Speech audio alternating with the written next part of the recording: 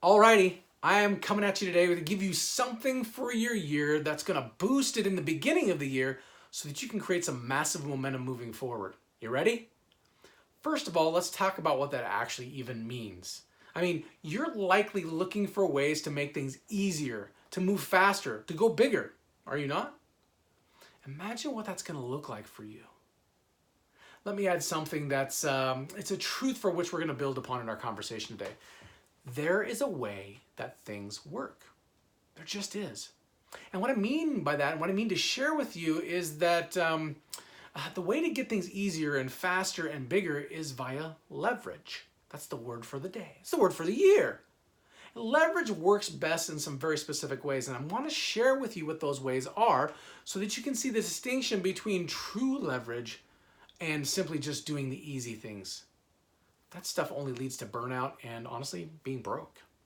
Leverage is about outsourcing that which you're not talented at or that you're really not interested in doing but still needs to get done. This is true regardless of how easy something is or isn't to do. The most successful people give their time and their energy to things that are in their zone of genius. So here are the 4 stones that make up the pillars of what leverage is. Number 1 is to leverage through models. A model is kind of like a map of how to get a certain specific result.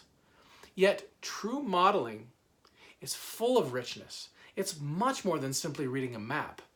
If you look at the field of NLP, which is neuro-linguistic programming, this gives clarity and massive power to the idea of modeling by discovering that studying sharply the details of how successful people and companies use vision and hearing and feelings and details and skills and their environment to get results. The idea with models is that someone has already gone before you to blaze the trail. You can now model their success and shorten the time it takes you to get started and shorten the time it takes you to start getting results. It also reduces the risks of making mistakes as well as has the ability to be reproduced. You can reuse the model over and over again. All right, the second pillar and stone is systems. Systems are processes that help you do the activities that get you the results. The model's about the what, and the systems are about the how. Systems are step-by-step instructions for accomplishing any task specifically that's repeated in business in a way that it's going to get done the same way every single time. And this will gain consistent results from those activities that you are doing. Systems also allow you to have what's called a standard operating procedures manual. It's a way we do things. And this is to be able to assign it to an employee or a strategic partner or virtual assistant to leverage your time.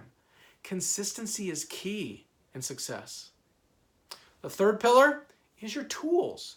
Tools are those material or immaterial items that you use to get the work of the systems and activities completed. For a contractor, this could be something like simple as using a hammer or a forklift, right? For somebody else, it might be softwares or apps that allow for speed of execution, accuracy, and tracking. It's what you use to get the systems done.